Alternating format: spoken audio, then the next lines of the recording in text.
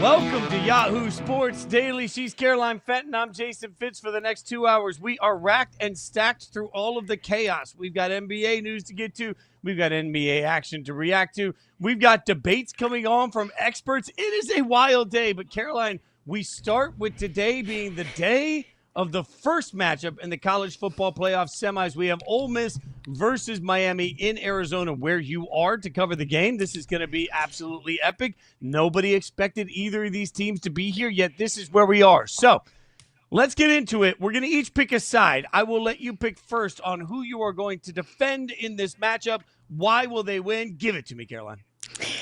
I am rocking with the Miami Hurricanes, the team that I have picked to lose each of their previous college football playoff matchups, but not anymore. I'm not going to look dumb and stupid for a third time. I am taking the Hurricanes to win this one, and it's for several different reasons, and it starts up front on their defensive line. I didn't think anybody was going to be able to out-tough or out-physical out Ohio State at the line of scrimmage, but by golly, they did it.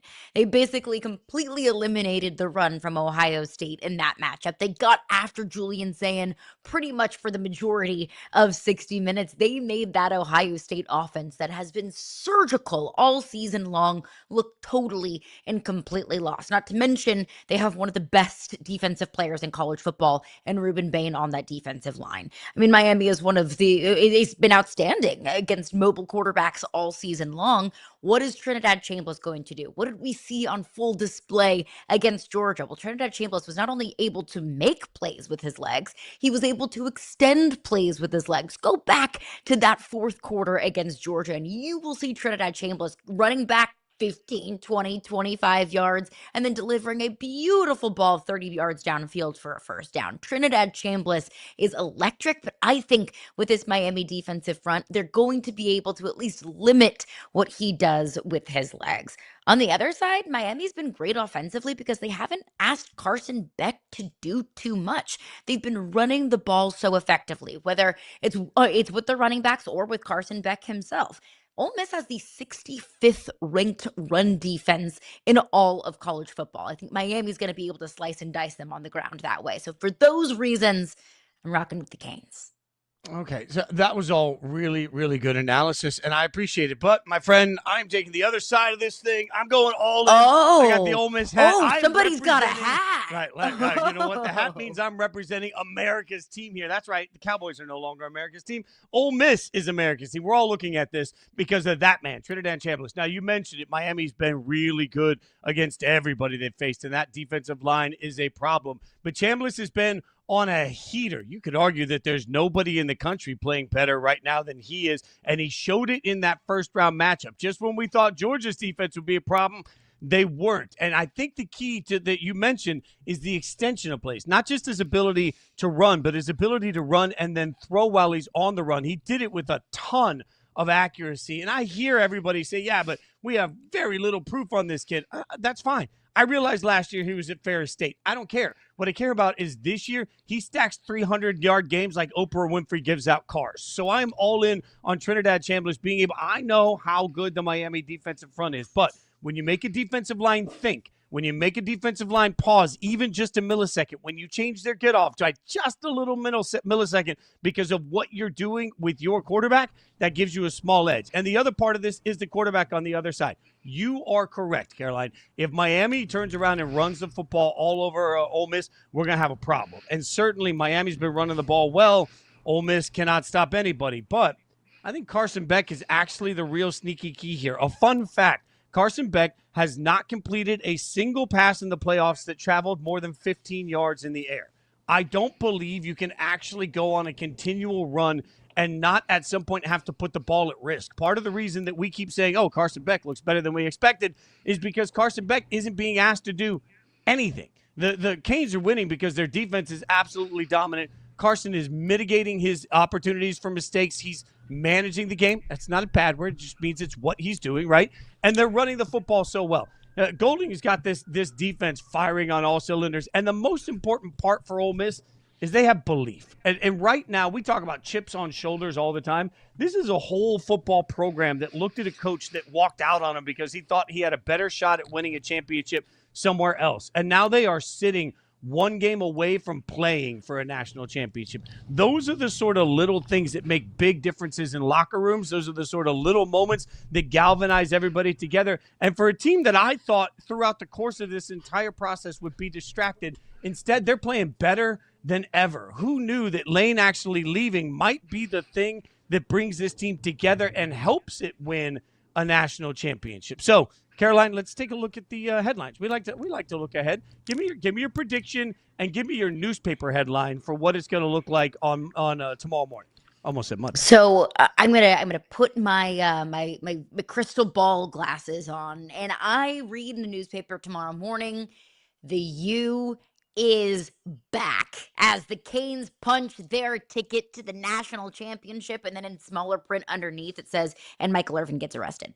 If you've ever seen Michael Irvin's sideline antics at Miami games, I mean, yeah, he's going to be taking B2A before he heads to, Phoenix County Jail, maybe after some celebrating that he's been doing. But no, I think, and I hear your point on Carson Beck, and I agree with you largely, that on a path to a national championship, now that the path to a national championship has never been harder than it is right now, when you have to win 4 games to win a national championship, at some point your quarterback's going to have to do something. At some point, you're going to have to put at least a little bit of that load on your quarterback's shoulders. I would have said that against Texas A&M when Miami went into Kyle Field, one of the most menacing places to play in college football, against the 18th ranked total defense in college football. Didn't have to then. Now, granted, I understand, weird game. It was windy. Couldn't do much through the air anyway. Sure, we can maybe throw that out. Well, what about against Ohio State? Ohio State was the number 1 total defense in all of college football in a dome stadium. If there was going to be any game that I said Carson Beck has to will Miami to victory, it would have been that game, not against the 41st total defense in all of college football in Ole Miss. There will be a time when you have to put something on Carson Beck's shoulders, but against this Ole Miss defense, I don't think today's going to be the day. Now, where I disagree is I just think that Chambliss is going to stress this enough that we get points, because my headline is going to be my final score. Ole Miss is winning this game. They're winning this game, let's say 33-27. I need a lot of points to come out of this game for my prediction to be right. I need enough points that suddenly Carson Beck is forced to do anything. I've decided on a headline, hotty toddy, Miami gets spanked like they're naughty. I think that would sell newspapers. Okay. Ole Miss goes to the national championship game, and somebody gets fired for their headline writing ability. This game is going to be a coin toss. And as much as I'm sitting here wearing the hat, part of me looks at this and says, you could talk me in or out of either of these teams winning. This is going to be an epic semifinal game, as both of them will be. We'll break it down over the course of today. Obviously, we have a ton to get to, but coming up next, we're going to talk to one of the best coaches in all of the land of all time about the current landscape. Bruce Arians joining the show next.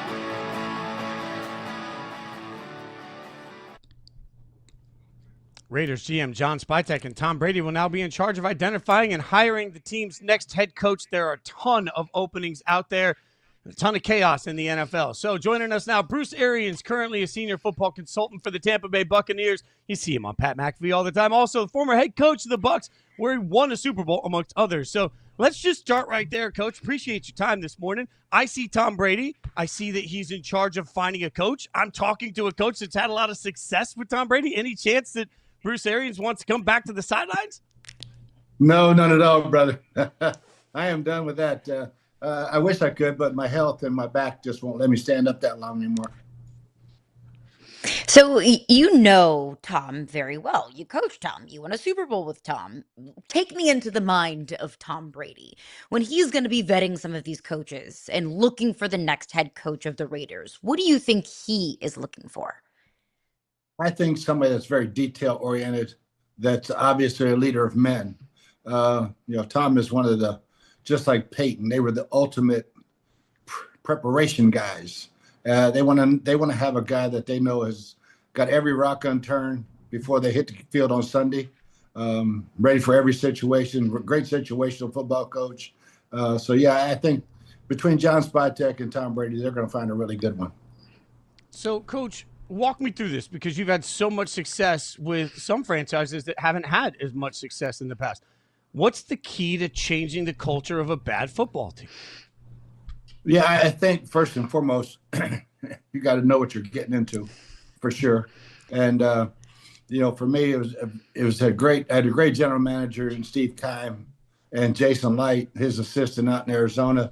Then I went with Jason over to Tampa. So the head coach GM relationship to me has to be super tight.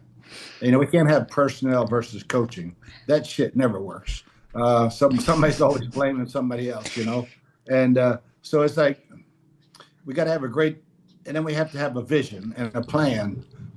People always tell me, "What's your philosophy?" I don't know if I ever had a philosophy. I always had a plan, of how we're going to attack this thing daily.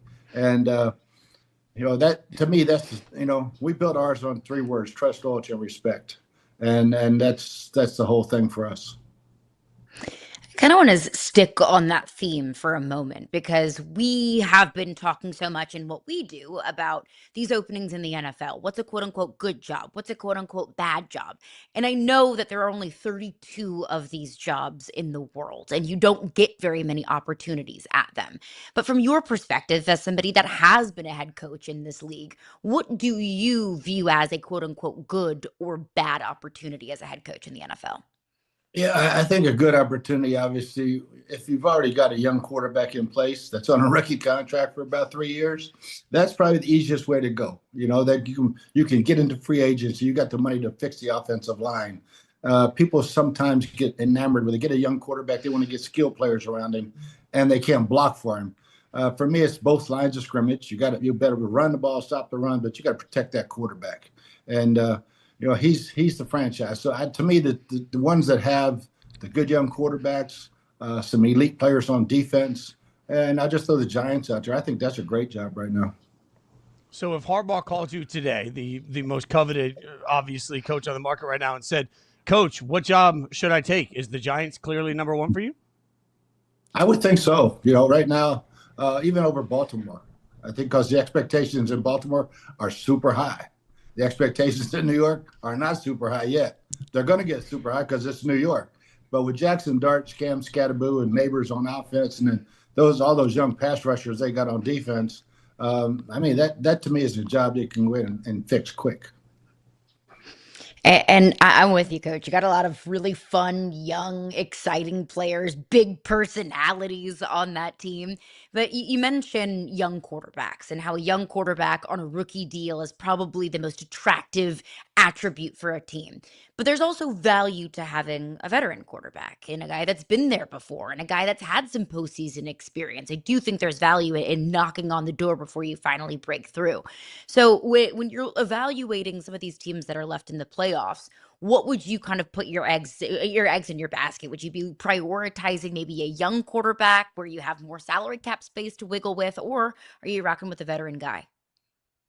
If the veteran guy already has an offensive line, yeah, I'm taking a veteran every time, because they've been there and they've done it. especially as long as they don't have too many scars on them. You know, some guys, they can just get over that failure. Other guys can't wait. You know, I look at a Baker Mayfield and say, man, he couldn't wait to prove everybody wrong. And he's still trying to prove everybody wrong. I love that chip on his shoulder. So, yeah, those guys, to me, are a little more attractive. You know, I was very, very fortunate when I went to Arizona. They had gone through a plethora of quarterbacks. Kenny Wisenhunt, who's a hell of a coach, just couldn't find the right quarterback there at the end. And we were fortunate enough to get Carson Palmer. And, you know, he was the missing piece for us. And in Tampa Bay, I took the job because I believe Jameis Winston was a hell of a player. I had him in 10th grade in football camp and knew all about his mystique and his leadership. And, you know, he threw for 5,000 yards and 36 touchdowns that first year, but he threw those 30 interceptions. And the last 2 or 3 are the ones that made us look behind door number 2 and not knowing that door number 2 is going to be Tom Brady. So what would you say then? Like, we've got a bunch of fan bases right now that are watching their teams this weekend in the playoffs that are also saying, well, if we don't win this game, we need to fire our coach. I'm talking about Pittsburgh. Some people are saying about Buffalo. Some people are saying about Green Bay. We just watched Baltimore be unstable for a team we're not used to being unstable. What would you say to those fan bases that are saying, hey, if we don't win the Super Bowl, we need to fire our coach? Yeah, be patient. I mean, there's only one team's going to win the Super Bowl every year. And, you know, once you get to the playoffs, that's a milestone. I don't care how you get there, whether it's 9-8 or 8-9. And as long as you're in, you got a chance. And now it's one game schedule every week. So, yeah, relax, enjoy your team while you're in the playoffs. And if you lose the first one, hey, you got something to build on next year for sure. I want to stick on that topic of coaching for a moment because we'll go back to a team that you know very well, the Tampa Bay Buccaneers. An up and down season. We were talking about Baker as an MVP caliber type of player early in the season, but of course, injuries derailed the Bucs, and they'll be watching the postseason from their couches. Todd Bowles will be back next season. Do you think that's the correct move? Oh, totally. Yeah. I mean, they went through a very, very injury-riddled season. And they did a hell of a job in September, winning those close games without Tristan Wirfs. Baker basically winning them all. Then down the stretch, he got beat up a little bit. Some defensive guys got beat up a little bit. So, you know, to be in it to the last moment, you know, like they were against Carolina, you know, they beat Carolina, but still with the Falcons. But, you know, they blew a couple games there late in the year that I thought they should have won. And, you know, I think that's the ones that haunting all of us. And but Todd's the right guy for the job, and I think he's going to make some staff changes, and rightfully so. So if the Cardinals, another team you mentioned your history with, if the Cardinals calls you today and said, you know, Coach, what are we looking for? What would you tell them? Who fixes the Cardinals' woes? I think first and foremost, they're going to make a quarterback decision before they make a head coach decision. Is Kyler Murray coming back? Are we going to go with Jacoby Brissett? Are we going to draft somebody with that third pick?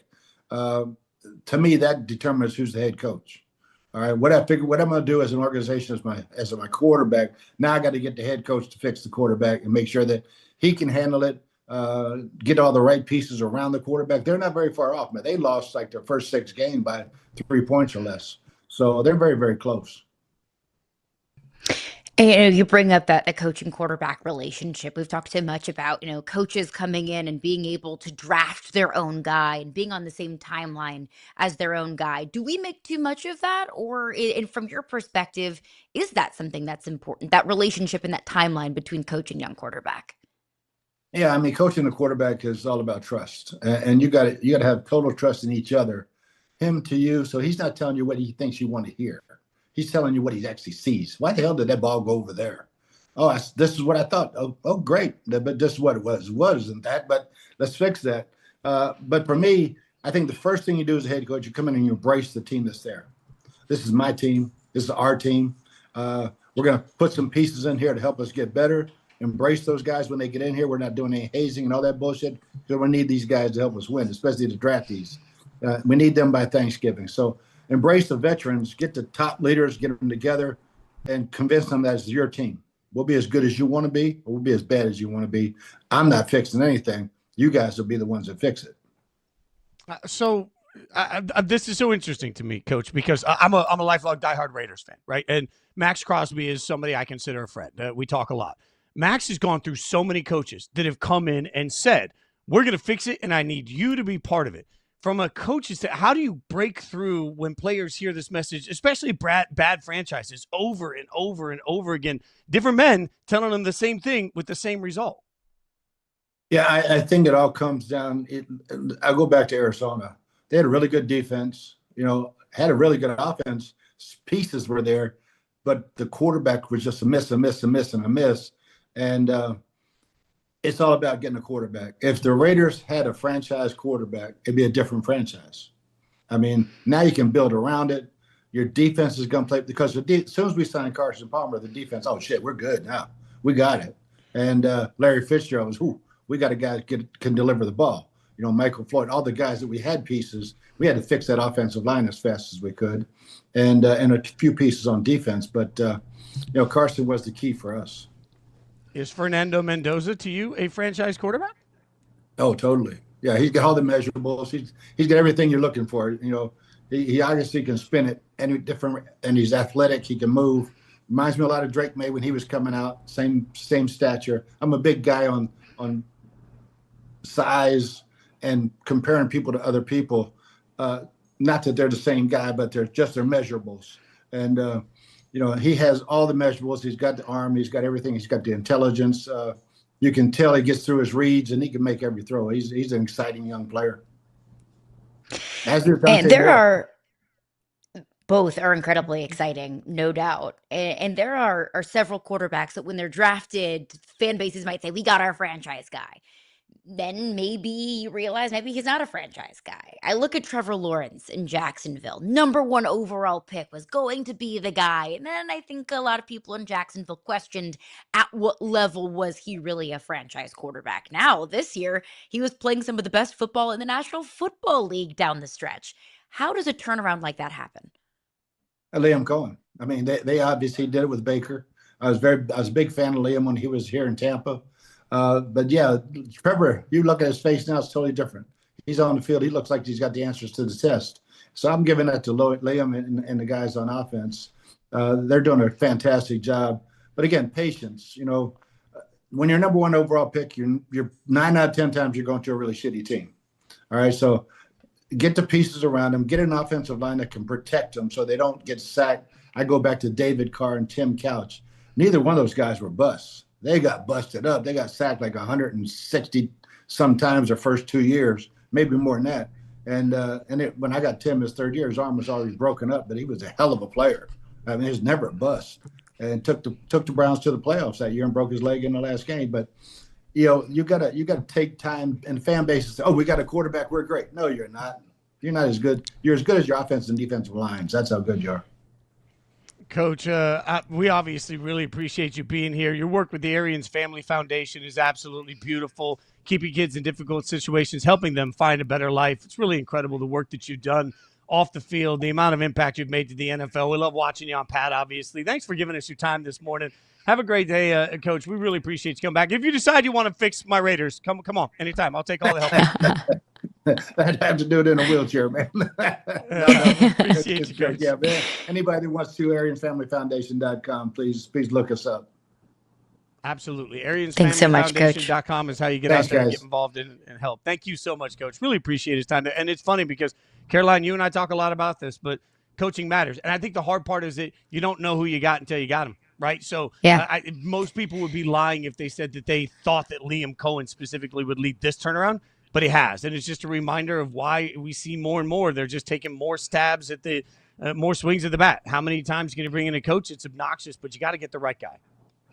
With coach and quarterback, it's finding that perfect marriage. Look at Caleb Williams as well in Chicago. Well, under a bad coaching staff, there were questions about if he was going to be able to deliver at, what his draft stock may have indicated, how high that brought the ceiling and being the #1 overall pick. And this year with Ben Johnson, you can see the gears turning. You can see all of these pieces kind of fit together. Drake May and Mike Vrabel the same way. Yeah, you saw some really promising level of football from Drake May in his rookie season, but in year 2, it's MVP caliber type of football. I also thought it was fascinating too, several times when we're talking about quarterbacks and development and what's attractive about a team, several times coach brought up offensive line. It's not sexy. It's not a super fun position to talk about once we get into draft time, but that makes the difference. That is the foundation of what you want to do offensively. I will die on the hill that the more fat guys your team drafts and signs, the better off your team is likely to be throughout the process. All right, Yahoo Sports Daily is about to become Yahoo Sports Debate. We're going to take a look at one of the biggest matches in the playoffs in the NFC coming up next. We'll get two experts to debate it out for you. The Rams, Panthers, you'll hear from each side all at once. We're going to try and make Yahoo Sports Daily history next.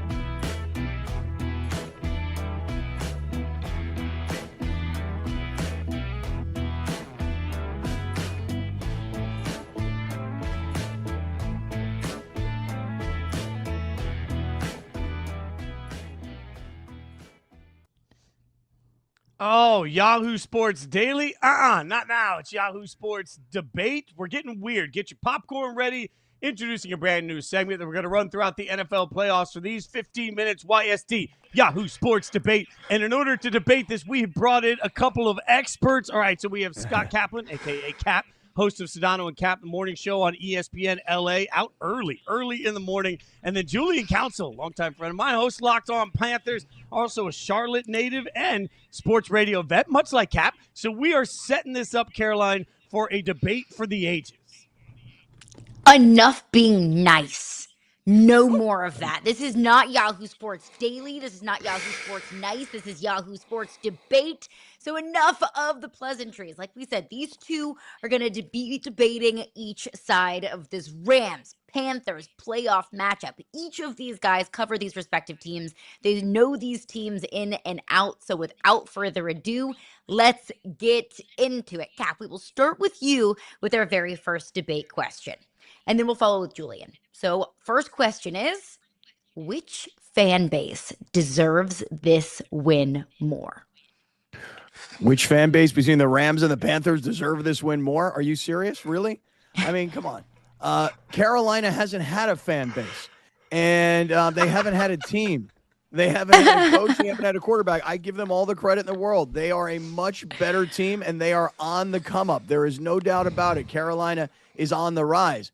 But what happened a few weeks ago when the Rams showed up in Carolina and somehow lost that game to an inferior opponent, this Rams fan base, which is starved for a Super Bowl. You know how long it's been since the Rams have won a Super Bowl? It's been like 4 years. So, and by the way, when the Rams won the Super Bowl 4 years ago, the fan base in LA was like, what happened? What happened? Yeah, we just won a Super Bowl in our stadium. And so you know what? Now that the fan base has expanded and the Rams have taken over Southern California as their own, this Rams fan base has this quarterback, loves this coach, has fallen in love with this franchise. The Rams fan base deserves this win. That is insane, Cappy. It's insane. that you would even say something like that. The Rams fans deserve this more than Panther fans who've toiled through 8 years of David Tepper being one of the worst owners in American sports. The same David Tepper that poured a drink on a Jags fan. That's the guy they've depended on to make the right decisions when it comes to head coach, to general manager, to quarterback. Panther fans deserve this moment. It's been 8 years since they've been in the playoffs, 10 years since they've had an opportunity to have a home game and to be loud and proud inside Bank of America Stadium. And like Rams fans, who are the Rams fans? Aren't they all still in St. Louis now cheering for the Battlehawks of the UFL? In Southern California, the real football fans are USC fans. Like Rams fans to me have to just be guys who have a C-suite exec job, some random dude at LA Live who got free tickets, or just the most unloyal dude you know, considering the Rams pretty transient. Like, they don't really like to stay in one place for too long. So absolutely not. Rams fans just got the opportunity to have that win. Panther fans, they're ready for a Super Bowl for the first time in 31 years. Let me tell you something. The Rams fans, you have the wrong perception of who Rams fans are. But that's the way America thinks about Los Angeles. You got it all wrong. I'm here to tell you right now, and you go to any NFL stadium around the country and you see other fan bases showing up. Yeah, it happens here in LA, but if you talk about bad ownership, see, the reason I know about bad ownership is because the Rams have probably one of the greatest owners in all of sports in Stan Kroenke, who built the greatest stadium on the planet, which is what brought NFL football back to Los Angeles. And the way I know about bad ownership is because great ownership thank is God over for here, Stan Kroenke. Yeah, hey, right. Stan Kroenke is here. This is great ownership. And let me tell you what worse ownership is. It's called Dean Spanos of the San Diego Chargers of Costa Mesa, who want to be in Los Angeles. So believe me when I tell you, I know what bad ownership looks like because I see great ownership in Kroenke and horrible ownership out of Dean Spanos. All right, As somebody that is from, I'm gonna hop in. I'm gonna get another question in. Okay, all right, Julian, you get to go first on this one. All right. Now the Rams have the better record, but the Panthers are hosting the game since they're a division winner. Which team actually deserves to have the home game, Julian? The team that won its division. Are we talking about playoff expansion? Are we talking about changing the format? Is this college football now? We're complaining about, we got to get the best teams in. Sorry, the Panthers won their division. It's not the Panthers' fault that they play in a division where Atlanta went 8-9, they're bad, and that the Bucs are bad as well. That's the rules. We knew it back when the season began. If you win your division, have the best record, or at least have the right wins in a three-way tiebreaker, you're going to host a home game. And here you are. Carolina's got their home game. And again, it's been a decade since they've had a home game. Cam Newton, he's coming back to bang the key pounding drum. It's going to be an electric atmosphere. I don't want to hear anything about, they're an 8-9 team that shouldn't be here, especially when it comes to playing this Rams team, who they already beat back in week 13. Everyone's telling me about how Matthew Stafford is a Hall of Famer. He's going to be the MVP, and he had 3 turnovers that day. So I don't want to hear it. Panthers absolutely deserve to be hosting a home game. If the Rams wanted to host one, maybe they shouldn't have lost to Carolina.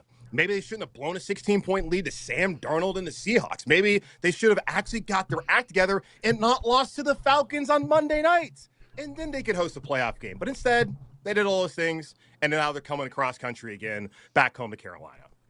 You know, you're not wrong. The Panthers do deserve this home game because of what they did to the Rams that week 13. Because remember, going into that game, Matthew Stafford had thrown 28 straight touchdown passes without an interception. It had been 10 weeks. And when Stafford threw that interception, just remember, he threw the first one while the Rams were about to score a touchdown. The ball hit off a defensive lineman, popped up, was intercepted in the end zone. The second one, later on in the first half, was taken back for a pick 6. And there was a third turnover, which was a fumble, a strip sack late in the game, which wrapped it up for Carolina. So Carolina earned the right, even though their record isn't as good, they earned the right to host this game. But here's the beauty of why the Rams want to go back to Carolina.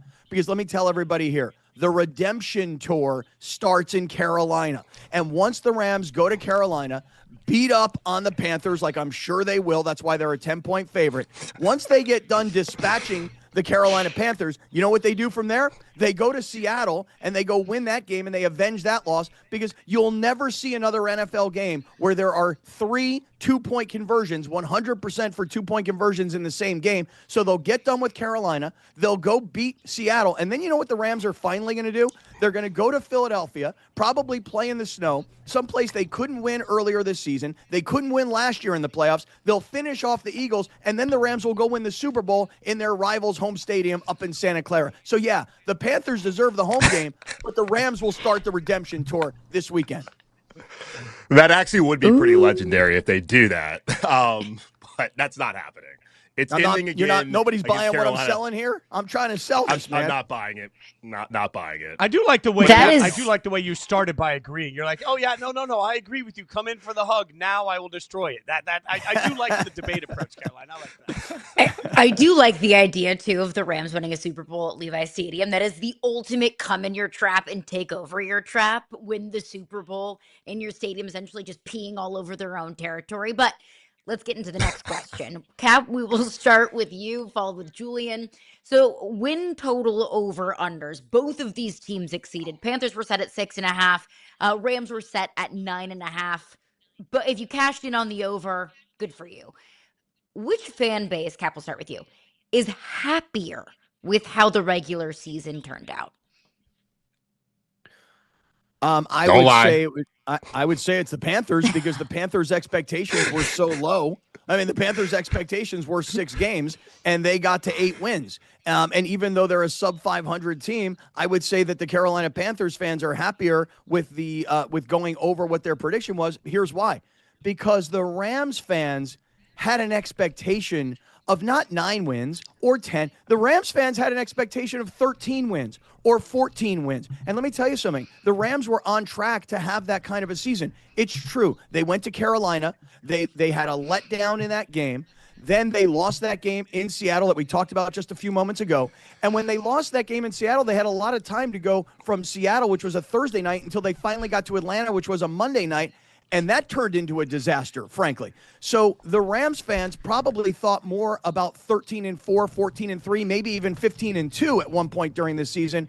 And obviously, only having 12 wins turned into a letdown. But when your expectations are so low, like the Panthers fans are, getting to 8 wins is a huge win.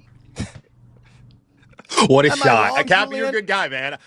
No, you're not wrong necessarily. Like, you're a good guy for telling the truth there.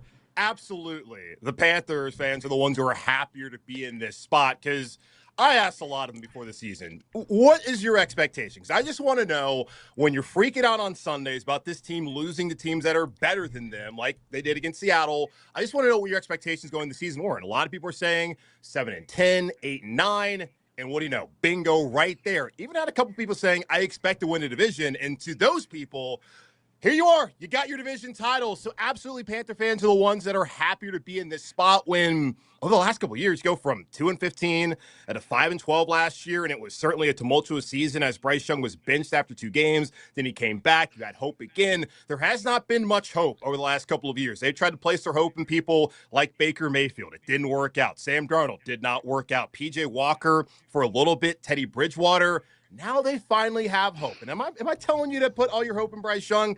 Not necessarily. I'm telling you to put your hope in what they're building with Dave Canales and Dan Morgan as a brain trust here in Carolina now. So absolutely, yes, Panther fans are happy to be in this spot, and Rams fans are pretty upset that their team soiled their britches down the stretch. All right, so then I'm watching you guys their play. Britches? Yeah, I want to make sure soiled their britches. Yeah. Okay, just want to Soiled make sure their I britches, understood that. Believe me, I'm well in touch with that emotion. Go ahead. Soil their britches, by the way. That's a step up from where we just were with some of the language from the last guest. So we'll take soil their britches. All right, let's go with this then. Let's see if Julian will play as nice as Cap is playing so far. You guys have both referenced the last time these two teams met. All right, so yes or no, was the last meeting between these two teams a fluke, Julian Council? Well, I can't call it a fluke because Panthers still won this game without J.C. Horn, who is a Pro Bowl corner, and Javon Merrick, who they signed free agency from your Raiders, Fitzy, who is one of their leaders on the defensive end of the ball. And here's the thing. Carolina was able to move the ball constantly. They had multiple times on 4th downs where they, instead of just trying to get that 2-3 yards, went for it all down the sideline to Jalen Coker, went for it all down the sideline to Tyrone McMillan. And that Rams secondary that has been leaky all year had a tough time stopping him. And it wasn't just a passing game. It was Chuba Hubbard. It was Rico Dowdle also on the ground.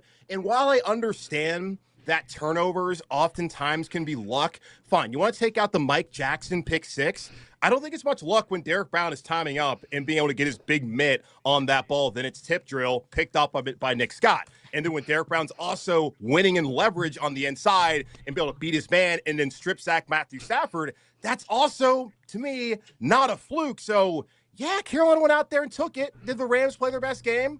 No, but any given Sunday. And on that Sunday, the Rams got their ass kicked.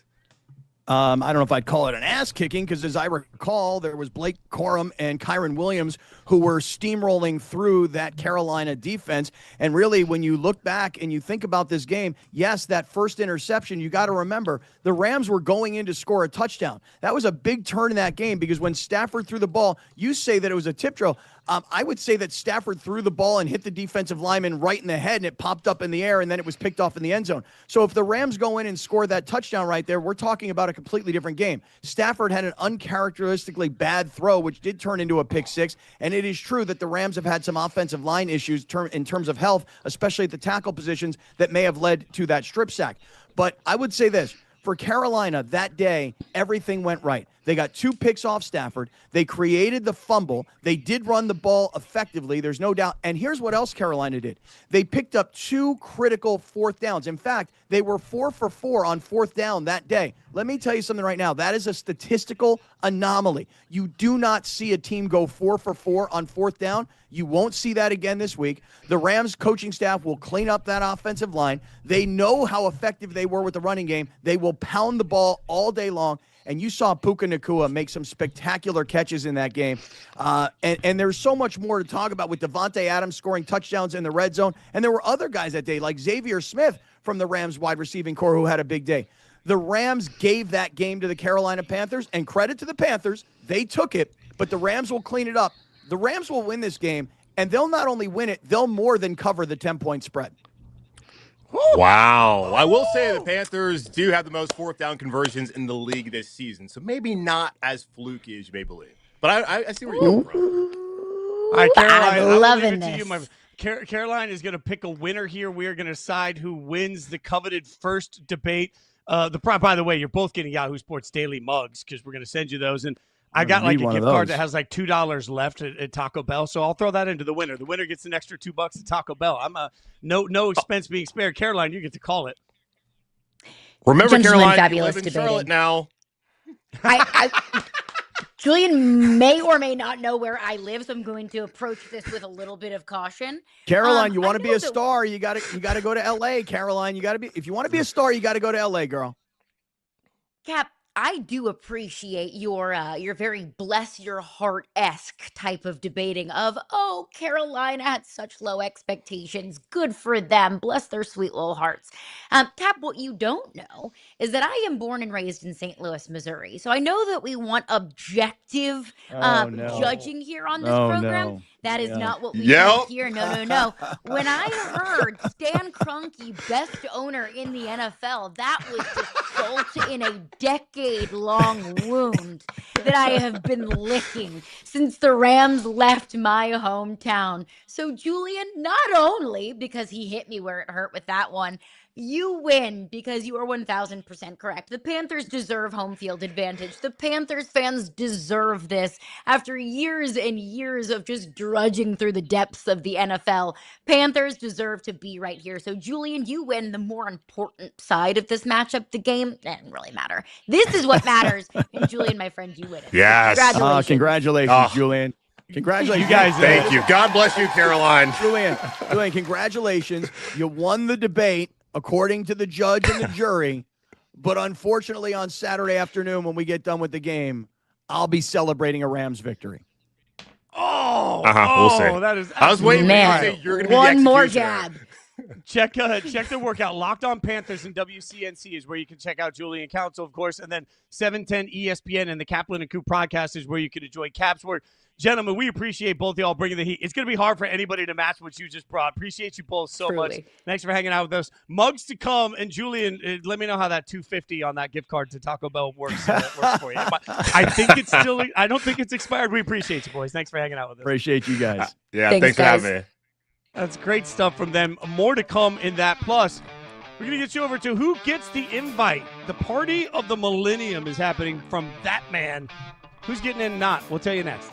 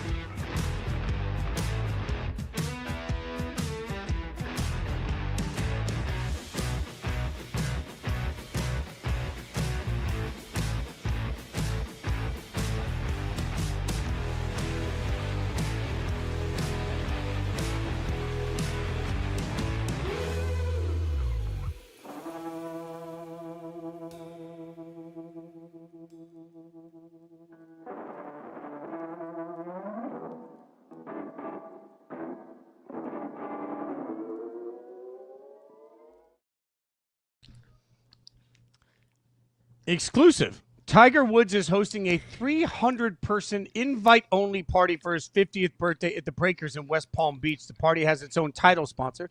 There'll be a performance by John Bon Jovi. The dress code, wear a, quote, touch of red, Masters Champion dinner-themed menu, but it's only 300 people. So this is going to be the exclusive party of the Millennium. Caroline Fenton, you're currently planning a wedding. Imagine if you were Tiger Woods trying to figure out you're Tiger Woods, and you only get 300 people that you can invite to this. It's a very, very hard line in the sand for what seems like every celebrity is going to want to be at this party. I don't have sympathy for Tiger Woods. As somebody who is also planning a 300-person party, it would be significantly easier if I had Tiger Woods money and Tiger Woods address book. So no sympathy for him there. But I love this. I love that Tiger Woods is kind of dipping into his Michael Rubin bag and having a color-themed party. It's going to be very chic. You know, anyone who's anyone is going to be there. So I love this. Good for Tiger Woods getting in his party planning era. Yeah, and look, I get that Michael Rubin's white party is very, very famous, but let's not pretend he's the only. But look, I haven't spent a lot of time in the Hamptons. Tiger Woods.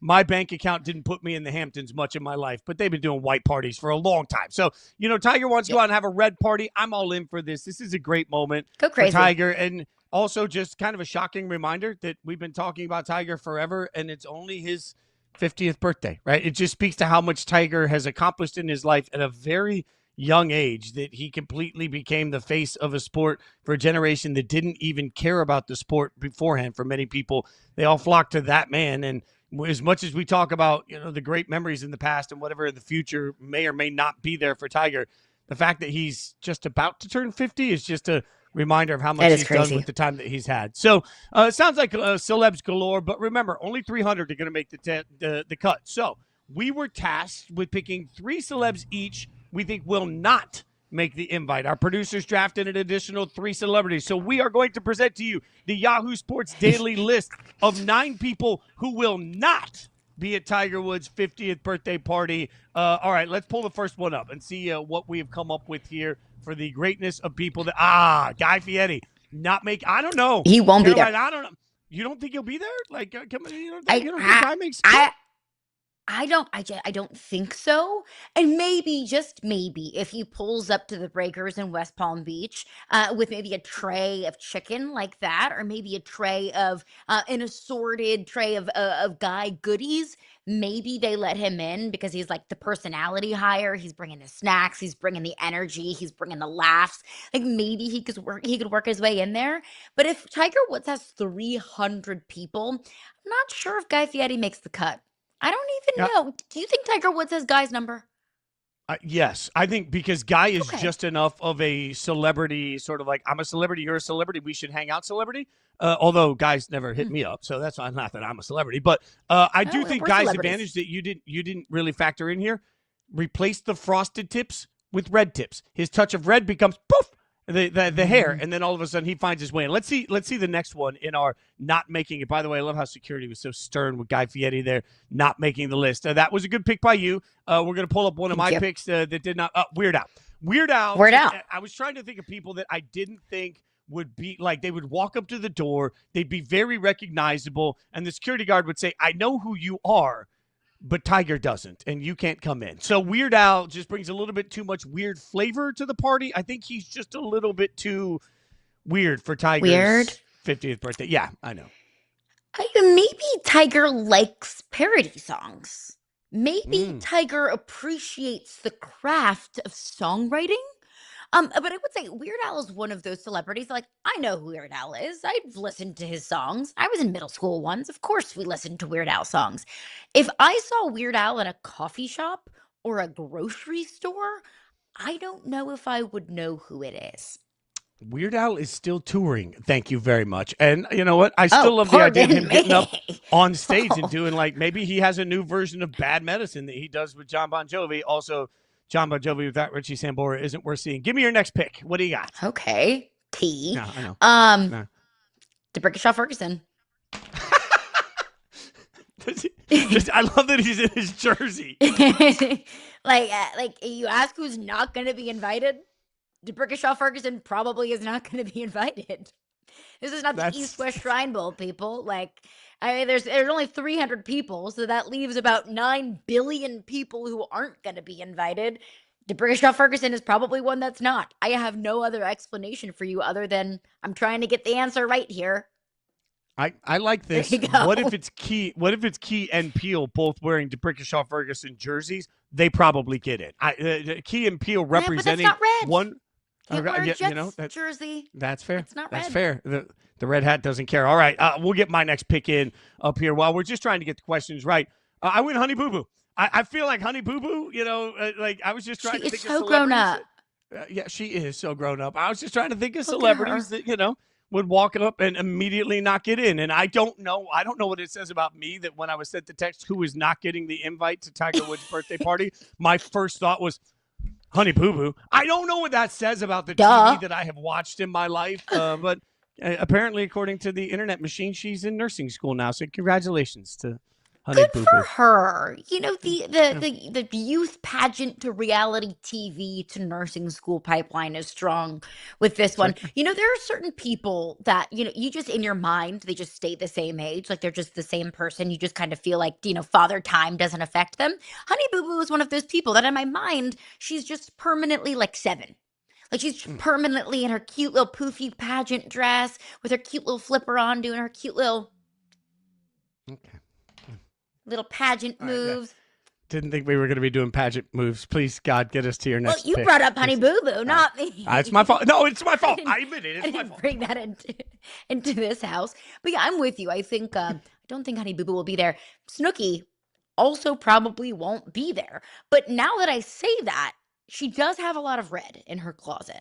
So maybe Tiger cares less about the guest list and more about maintaining the integrity of the theme and says who would have an epic red closet? Snooki. So maybe I'm wrong on this one.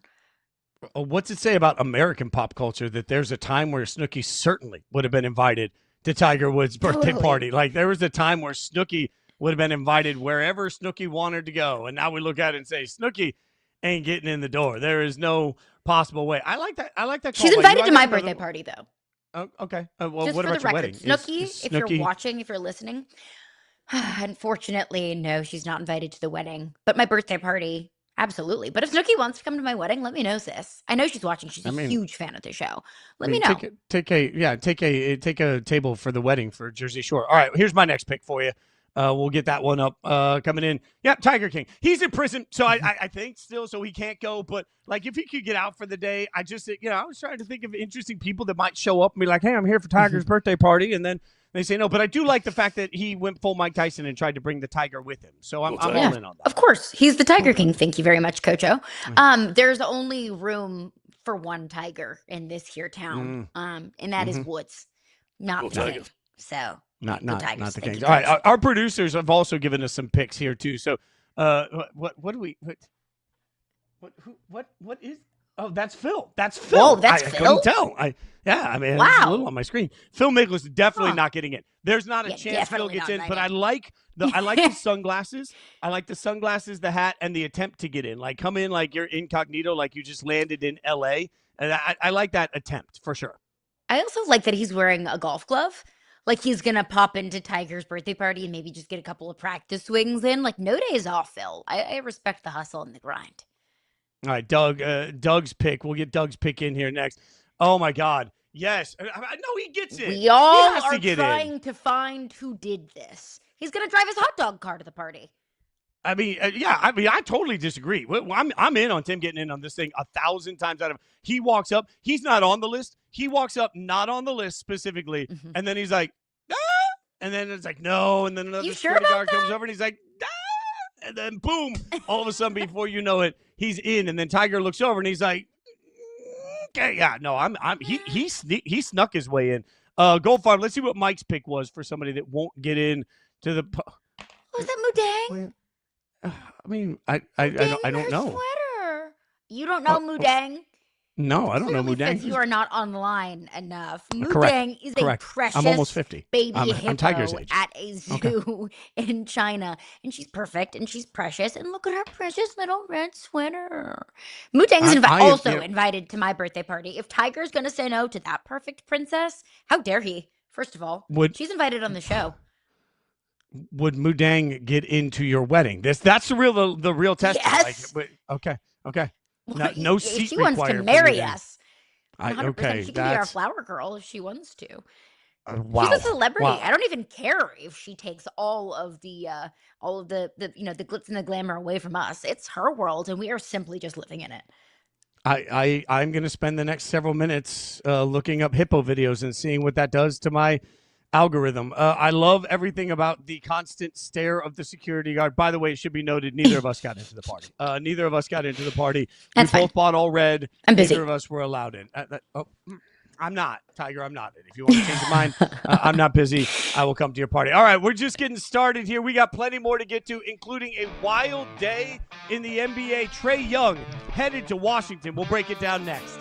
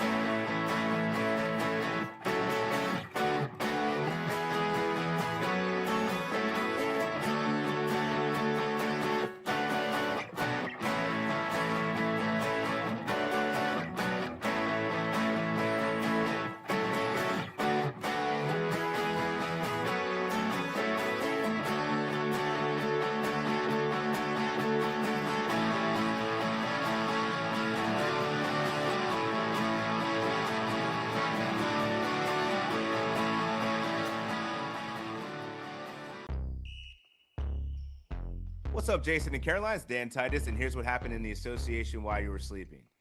It was a wild Wednesday night in the NBA. Trae Young got shipped to the Wizards, multiple buzzer beaters, and a Lakers-Spurs showdown that unfortunately didn't include LeBron James because he's now TBD on all back-to-backs moving forward. But without Bron, Luka tried to play hero, dropping a 38-point triple-double to keep LA in it for most of the game. But in the end, the Spurs had other plans. Keldon Johnson scored 27 off the bench, but the fourth quarter was all about Victor Wembanyama. Tip slams, alley-oops, unguardable step-backs. He scored 11 of his 16 points in the fourth to seal the win, 107-91 over the Lakers. But we got to talk about these Lakers because this is their 12th loss by double-digit points this season. But the twist is, they also lead the league in clutch wins this season. So which is it? Is this a straight-up fraudulent Lakers squad, or is this just a team that struggles without their big three healthy? Let me know what you think. Back to you. Great stuff from Titus, as always. Caroline, it's a great question. I mean, do you think that the Lakers are fraudulent? I do. I do think the Lakers are a fraudulent basketball team. When you come into this season with championship caliber expectations, you don't make a move to trade for Luka Doncic if you are not trying to capitalize on a championship window. You don't have the offense that you get from Luka and LeBron when he's healthy and Austin Reeves and not have championship level expectations. But the Lakers can beat up on the bad teams, but they can't beat the good teams. If you just look over the last several days, like, sure, you can beat the Pelicans and the Grizzlies and the Kings, all teams that are pretty far below 500, but you can't beat the Spurs or the powers that exist in the West. I don't view this team as a championship team. If this team can't play better defense, if they can't consistently beat up on other playoff caliber teams, then yes, they are fraudulent. Yeah, I think the word fraudulent for me all comes back to whatever the expectations were.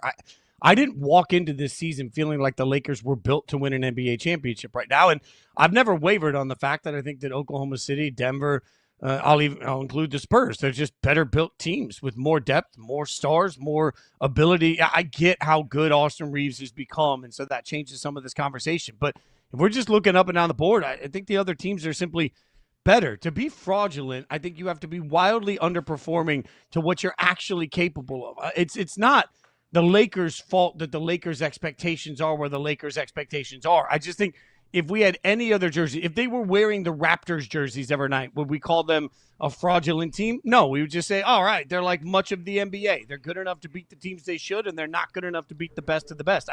I think the roster's fatally flawed. So I wouldn't call them fraudulent because I never really bought in on the Lakers as anything other than a pretty good team, which I understand isn't the answer Lakers want or NBA heads want. I just have a hard time calling somebody fraudulent. It is kind of who I thought they were going to be. Now, last night, but Fitz, to that point, though, we did talk about this Lakers team toward the beginning of the season when we were seeing what this kind of big three could do, when Luka was doing what he was doing, dropping 30 on any given night with, a double-double on any given night. We were talking about this team. Like, could they be the team in the West? Could they be a team that contends with the Thunder and Denver? But, we were talking about this team in that kind of light at one point this season. Now, I think the answer right now is no. Could things change? Maybe. But the answer right now is no. But we were talking about them in that kind of conversation, in that kind of light. I feel like, I feel like I've always maintained the consistency that OKC and San Antonio are better, and Denver, who I picked to go to the NBA championship. But the other side of it is, I think what a lot of us missed early in the season is that they were playing the trash of the schedule. So you watched them beat up on bad teams, and with the information that we had at the time, it'd be easy to look at it and say, well, why not the Lakers going on a run? And then you find out when they actually play better teams, which we knew. If you go back to mid-November, you can look at any of the stuff that was being written at the time. It was like, hey, let's be careful. They're about to hit a much tougher part of the schedule. I just think that the Lakers, it's easy to be prisoner of the moment with the Lakers because they do have these stars that can take over. And if we want to be prisoner of the moment, and I think that's natural for all of us, prisoner of the moment. Totally. Man, when you see Luka at his best and you see LeBron at his best, you see the way that Reeves has played, you're like, man, yeah, why not that big three? And again, the answer to that, to me being, Mr. Logical, is that big threes don't win championships anymore. Like, overall teams do. So, and I mentioned LeBron. He didn't play last night, which is part of why they lost. The DMP rest. He's 41 years old. So, there's an interesting thing happening here because when he does play, he still fills up the box score. So should LeBron make the All-Star game next month because he's a legend, even though this year we haven't seen enough of him on the court to necessarily justify it? No. What, the All-Star game is not a pat on the back kind of honor. It's not that, well, you've been really good for a really long time and you are viewed to many as the GOAT. So come on, here's an invitation. No, what are we doing here? I don't even think LeBron would want that. I think LeBron wants to go golf. LeBron wants to lay by the pool. LeBron doesn't want to be at the All-Star game. I don't think that it would make sense. I don't think that it would be fair. And I don't think it's what anyone would want, frankly, Fitzy.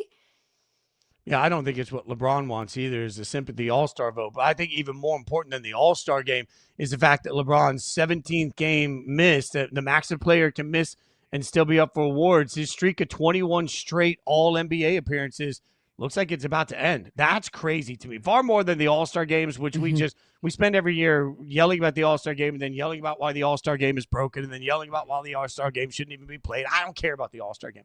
21 straight seasons being named to an All-NBA team in jeopardy because of the game limitations that they put on because of load management controversy, so on and so forth.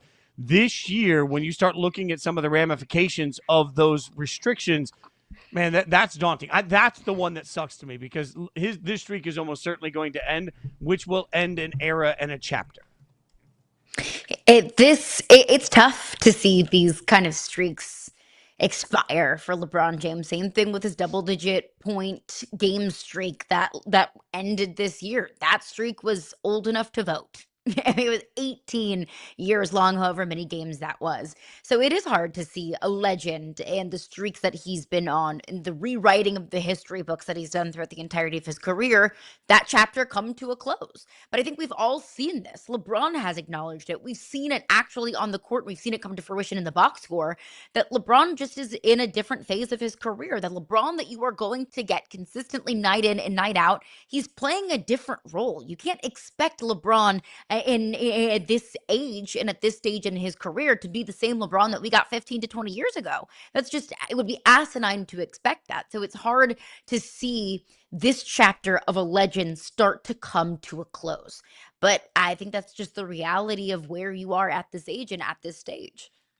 And I think LeBron's accepting that reality. He continually talks about it when he talks about his age. Now, speaking of things LeBron talks about, he was on Mind the Game, and he talked about Jalen Johnson, said Jalen Johnson reminds him of Scottie Pippen, the quote, long arms, 6'9", runs like a deer, super athletic, could guard 1 through 5. He had a ton of amazing things to say about Jalen, which is significant because Jalen is now absolutely, without question, the face of the Atlanta Hawks after yesterday's mega move. Trae Young traded from the Hawks to the Wizards. So the Atlanta Hawks are trading 4-time NBA All-Star Trae Young to the Washington Wizards for CJ McCollum and Corey Kispert. So when you look at this across the board, for all the talk that we had over the last few days about what does this mean, can Trae Young, in your mind, make the Wizards relevant again? For a couple of days. We're going to be talking about the Wizards for the next couple of days because that's a blockbuster trade. That's a juicy trade. That is a headline commanding type of trade. The caliber of player that Trae Young is, yes, of course, the Wizards are going to be in the headlines. But I don't think that this is any sort of moves that brings the Wizards from total and complete irrelevancy. And I know that sounds harsh. It's true. Into a team that we now talk about night in or night out. I don't think that the addition of Trae Young all of a sudden makes the Wizards a finals contender or a playoff contender. It's a really fun story, and it's going to make the Wizards interesting, at least for the next couple of days. But then the news cycle is going to do its thing, and we're going to start, talking more and more and more about teams that we truly view as championship contenders. So a little bit, sure. I mean, he makes them relevant in the sense that, look, there's a superstar there that people love to watch and will watch his highlights. That's fine.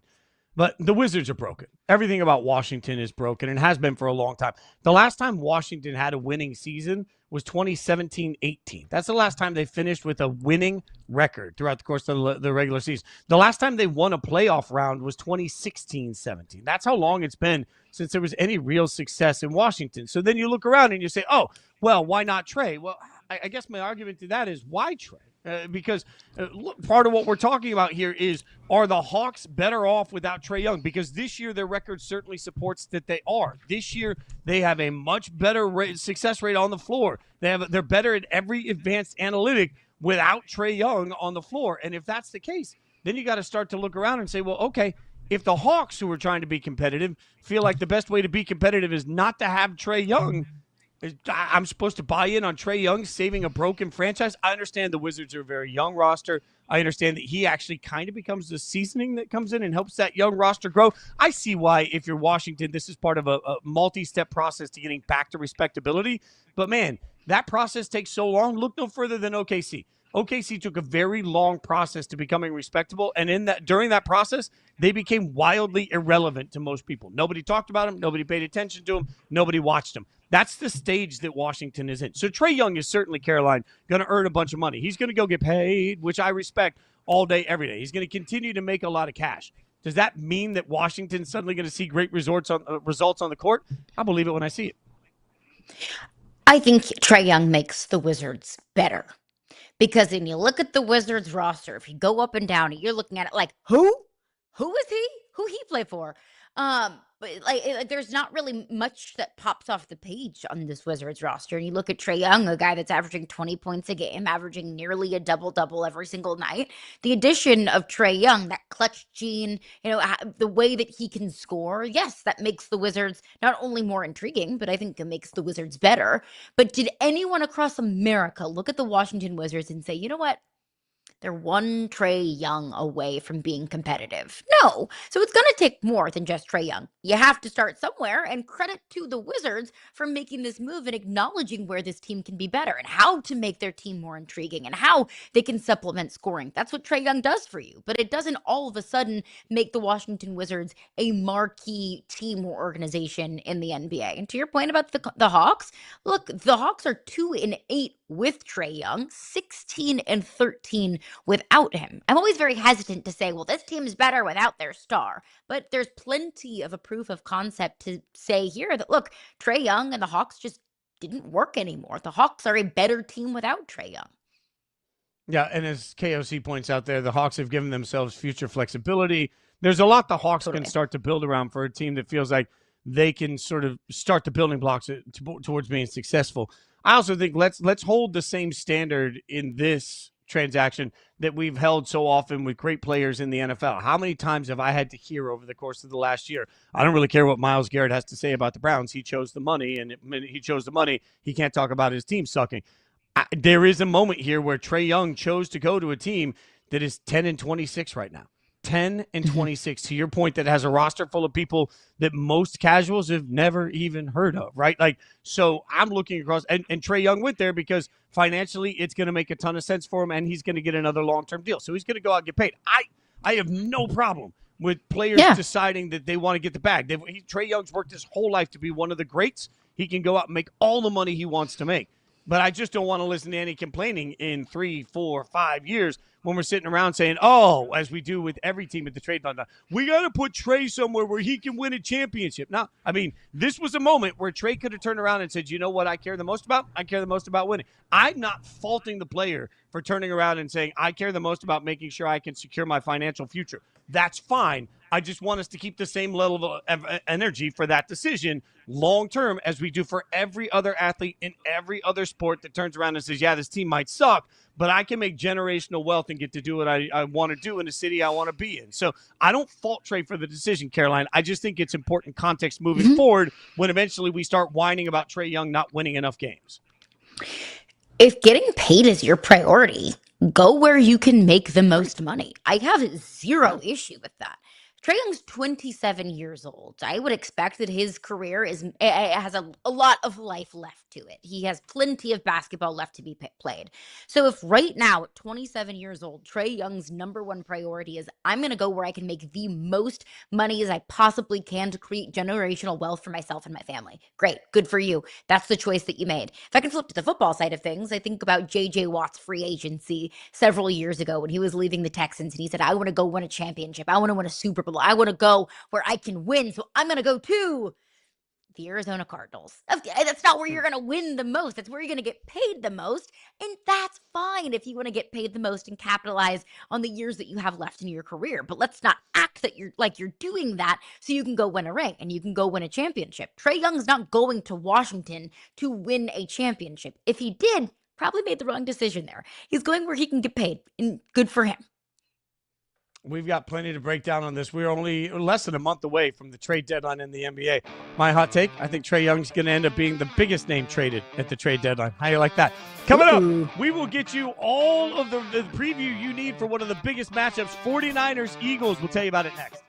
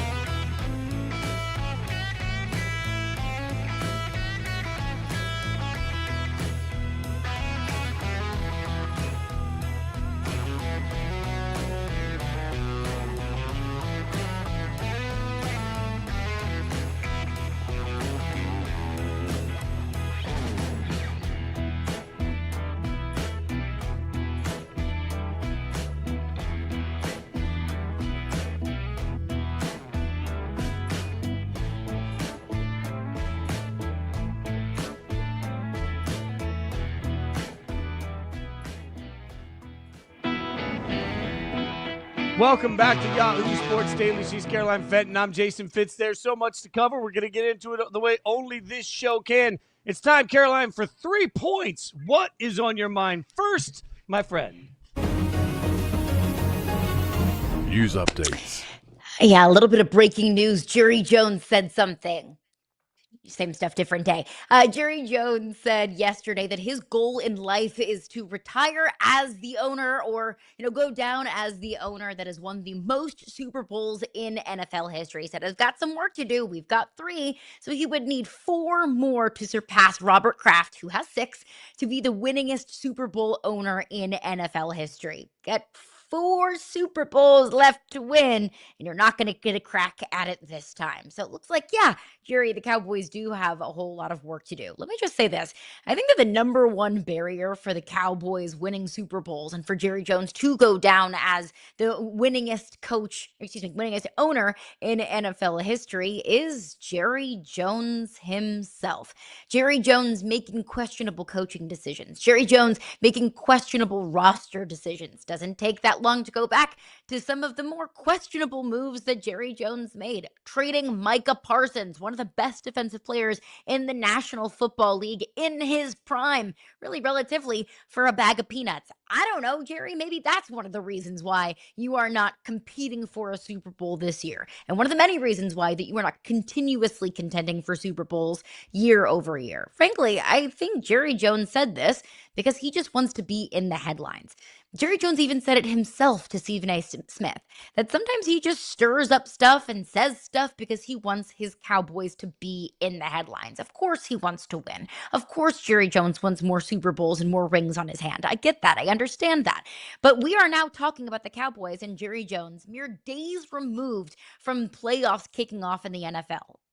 and the Cowboys aren't even in it. So good job, Jerry. You're doing it. You're getting exactly what you want. We are talking about you, and we are talking about your team when your team right now is not relevant in the playoff picture. So Jerry Jones gets what he wants. He's in the headlines, but what he ultimately wants is Super Bowls, and they are much further away than that than they are being a reality TV show.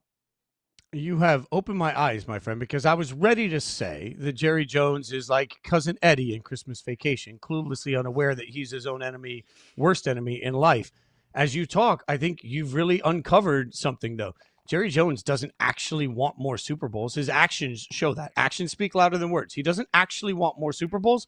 He wants more Cowboys talk. So as long as we're talking about the Cowboys, he's really winning the Super Bowl he actually cares about. That's the Super Bowl of public opinion and the Super Bowl of feeling like his brand matters. So congratulations, Jerry. If your goal is Super Bowls, you've proven to the world that you are not capable of delivering those.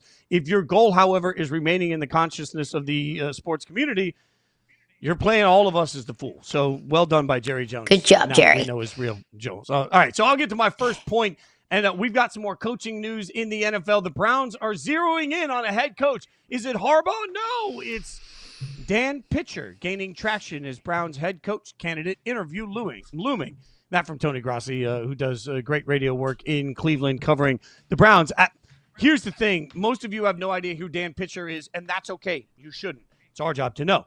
Dan Pitcher is the offensive coordinator of the Cincinnati Bengals. So then you turn around and say, oh, my God, well, I want the Bengals offense. Cool. So do I. We all want the Bengals offense. The problem is Pitcher would not be bringing with him Joe Burrow and T. Higgins and Jamar Chase. He wouldn't be bringing in with him even any experience calling plays because that's Zach Taylor's job. And if you think I'm being harsh on this concept, I would just ask you, who's the last offensive mind taken from Cincinnati, poached to be a head coach somewhere? Oh, that would be Brian Callahan, who was taken from the Bengals to be the head coach of the Tennessee Titans in what I think will go down in history as one of the worst coaches we've seen in the last 20 years of any NFL franchise. That guy that when he became a head coach, we realized, oh, wait, he didn't do a damn thing. Everything else there was right. And remember, Callahan even brought along with him his dad, a noted offensive line coach that's also been an NFL head coach, to help him with the experience gap. I don't think Dan Pitcher's dad would come.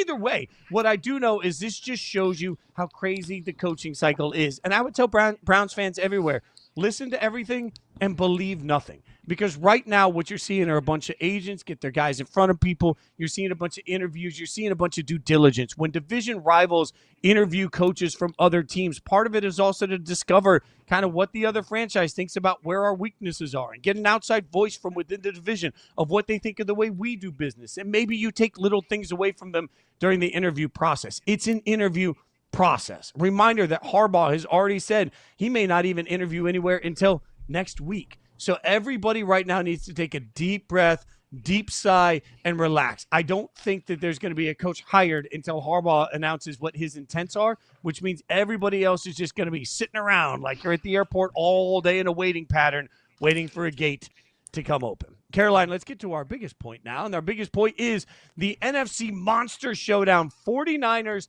taking on the Eagles. This game has everything. I love using that for me. The 49ers, 5 losses again, though. I pointed this out. The 49ers, 5 losses this year. Came against the Rams, the Seahawks, the Texans, the Bucs, and the Jags. In those games, the offense struggled. The defenses were able to control the trenches. How much of an issue is that going to be for Philadelphia when they're facing a defense as monstrous as the Eagles is? Yeah, I think that's going to be the number one hurdle and the biggest key to victory for Philadelphia, but the number one hurdle for San Francisco. You look at how much San Francisco wants to run the football, how much of their offense has come from Christian McCaffrey this season, how much of their offense will come in some of those short throws out to George Kittle and to the tight ends or any of the wide receivers in the flat. They want to kind of, keep this in a phone booth a little bit. That's exactly what the Eagles want to do. They will take the run away from you. They're so incredibly physical at the line of scrimmage. So I think that's the number one hurdle for San Francisco, is trying to get the offense moving against that defensive front, because we saw a much different San Francisco 49ers offense against the Seattle Seahawks in the final game of the season versus maybe the Bears the week before. And we saw offensive fireworks, a high scoring game. It was back and forth. I mean, the 49ers were held touchdownless against the Seahawks defense. I think the Eagles defense is incredibly comparable to what they saw against Seattle. Well, and a lot of this is going to come down to Trent Williams and his ability to play. Brock Purdy sounds pretty confident this week that Trent is going to be in, but who knows? It's a hamstring injury from a couple of weeks ago. No Trent Williams would make me feel wildly different about this. And Brock Purdy is going to have to be so good. Brock Purdy is going to have to be quick with decision-making. He's going to have to frustrate the Eagles by getting the ball out of his hands right away. They're going to have to figure out exactly the best way to use Christian McCaffrey against a defense that absolutely swarms. They're going to have to figure out, does that mean, sometimes you're going to need McCaffrey to sit in and chip, and then he's going to have to figure out how to get out into routes quickly. They're going to have to get the ball out of Brock Purdy's hands over and over and over again, and he's going to have to be flawless doing it. So I think, to your point, when you start thinking about what we just saw from this 49ers team, it just becomes concerning enough. I respect so much that they've been able to maintain with all of the injuries that they have faced. But this Philly defense is built different. Now, the opposite side of that, though, Caroline, is that this Philly's offense sucks. Like, I don't even want to mince words here. Like, this Philly offense is bad. And I hear every once in a while they have that week where everybody says, oh, glory, they're fixed. No, they're not. This Philly offense is bad week in and week out. So I gotta find a way to trust Jalen Hurts and those wide receivers to actually get some level of a passing game going, or I don't trust the Eagles to put points on anybody. The Eagles have actually been incredibly successful, 3-0 in games where they just literally do not throw the football. That has to be a statistical anomaly. Like, I think the Eagles would be such a fascinating case study to see how in the world have they gotten here doing so little offensively. And I think this is going to be a fascinating matchup, kind of similar to the Seattle 49ers game of offensive-minded head coach versus defensive-minded head coach, a team that wants to win primarily just by scoring points, especially with how many defensive injuries the 49ers have, versus a team that wants to win the 7-3 kind of games, that wants to play those 13-10 kind of games, incredibly low scoring, not a whole lot of offense. So when I look and kind of take a step back of this team of who do I trust more to win their type of way, 49ers putting up a bunch of points, 49ers, their best defense being their offense, versus the Eagles keeping it a low-scoring game, not putting up a whole bunch of yardage, honestly fits with how much I've fallen in love with this 49ers team over the last several weeks, especially after that Bears game. Like, I thought the 49ers looked like one of the best teams in the league, if not the best team in the league. I think I trust the Eagles more to keep the game in their kind of style, to win this game their type of way, because we've seen a proof of concept of it several times throughout this season. Yeah, that's why I'm taking Philly in this game. I don't feel great about this pick because I don't trust their offense. But to your point, their defense has been able to win so many games where they have to win those games. I'm not sure what version of Trent Williams we're going to get, even if he plays. I'm concerned about what that means for the pass rush. I can see this defensive front just absolutely disrupting San Francisco at every spot, which means the Eagles get the win, but I still don't feel great about where the Eagles are as a team. Who do you have in this one? No. I actually came into this taking San Francisco because I thought the Niners were so much more what we've seen from them not against Seattle. I thought that low-scoring game that is such a statistical anomaly, I believe so much more in Brock Purdy and Kyle Shanahan in this entire San Francisco offense. But I changed my mind. Talking through it, I changed my mind. Taking the Eagles. All right. Well, we'll know in just a couple of days how our predictions turned out. All right. We got plenty more to get to, including coming up next. Joey Coldcuts joins the show. We're going to have some fun.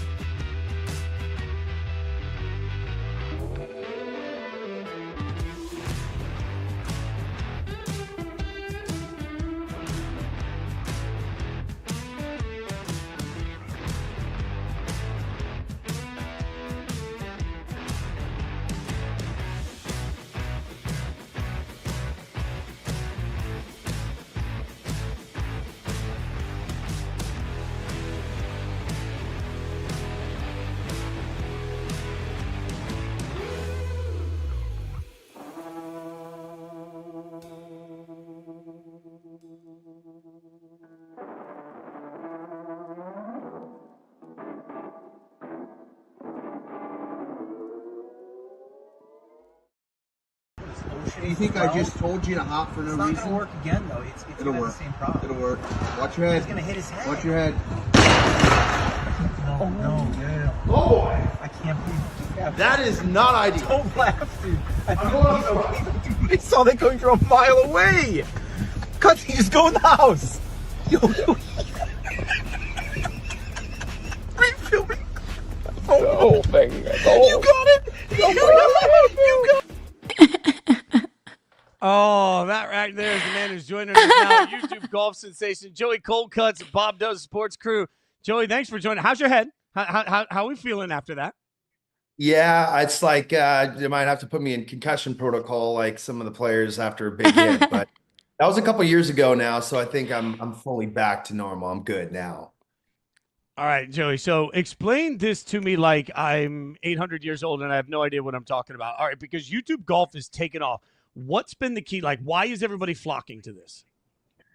I don't know. I think it's just it's a good escape, and I think golf is a fun game that has kind of blown up over COVID. That's definitely when we started, posting a lot of our stuff. Golf really was one of the few things that you could do for a couple of years. You really couldn't do many social activities. So I think it blew up. The game's become bigger than ever. And anyone can play, and you can play till you're old. You can play if you're good, bad, or indifferent. And a lot of sports athletes, a lot of celebrities have tended to flock to the game. And I think it's just a hot spot and something that everybody can kind of relate to. So it's kind of taken the world by storm, I guess, which is good for us.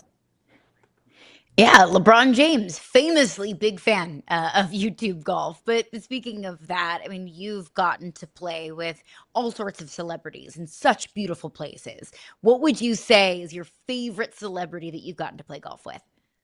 I think it has to be Josh Allen. He's an absolute, just a delight to be out there with him. Sam Darnold and Kyle Allen we played with on our channel a couple times now, and the vibes are always impeccably great and just a lot of fun. On top of that, he's just a great guy to be out there with. I caddied for him for the first time in the ACC championship in Lake Tahoe, and I think it was like 2023.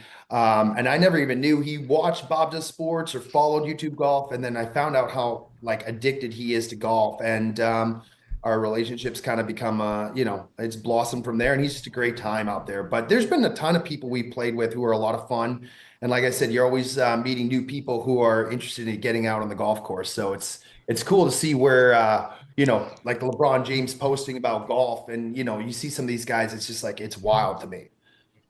You want to break any news here? Like, you guys working on anything with LeBron? Like, we're all looking to LeBron. He's talking about it. We know how popular you guys are. Come on, is there something happening? I don't know if he's in the Bob Does Sports realm yet, but we'd love to have him on. I know that he's expressed interest to come on our tournament we hosted with Barstool for the first year last year. It's called the Internet Invitational. We had pretty much all the golf creators from YouTube come in together to play a huge tournament that was hosted for $1 million. That was put up by Dave Portnoy, and I know we're looking to run it again, and he's talked about potentially having someone like a Steph Curry or LeBron James or Caitlin Clark come in. So I guess the possibilities are endless, but yeah, I'd love to have him on. Nothing that I can break right now, though. Hey, the world is your oyster.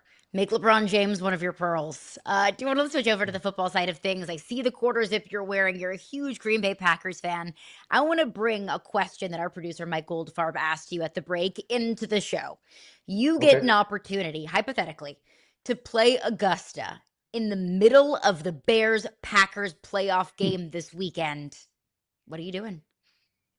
I guess it depends on the result. If I could know ahead of time, if the Packers win, I don't think I'm missing that. If the Bears win, I might probably opt to play Augusta if I have that choice. But I will say this tradition and rivalry is one that I've enjoyed watching for years.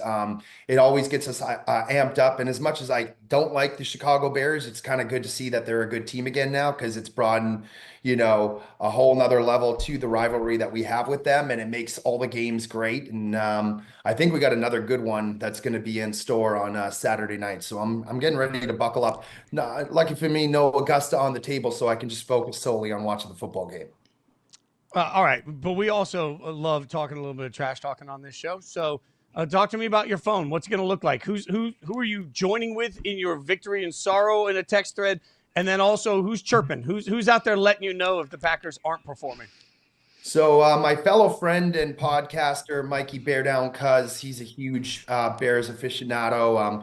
He's the first guy that I like to rub into when the Packers win. I'm sure he'll be the first one to hit me up if the Bears win.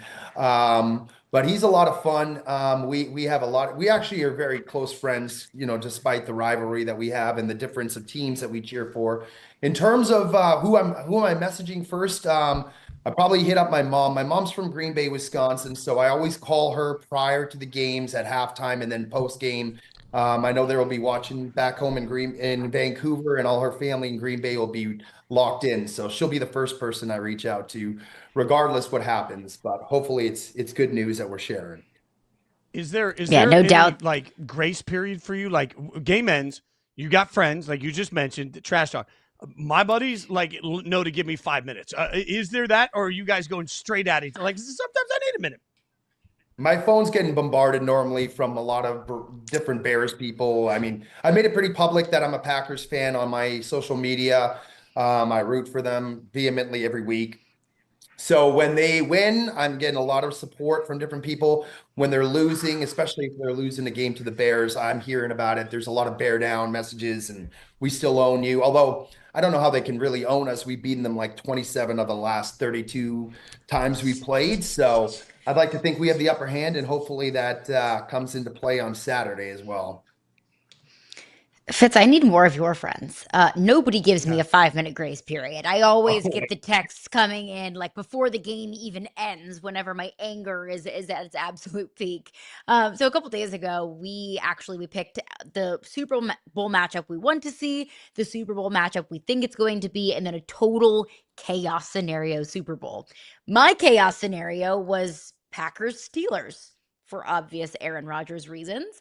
I know that the Green Bay Packers being in the Super Bowl would be magical and a total dream come true for you as a Packers fan. But what would it be like if the Packers do eventually face Aaron Rodgers and the Steelers in the Super Bowl? That would be crazy. And it would be a wild game. I know that just to be there, I don't really care who we play, but to be in that magnitude of a game and playing a guy that I have followed and loved for a long time, it wouldn't hurt as bad if we were to lose to him, just because knowing that, I was rooting for him even the last game against the Ravens to come through and make the playoffs.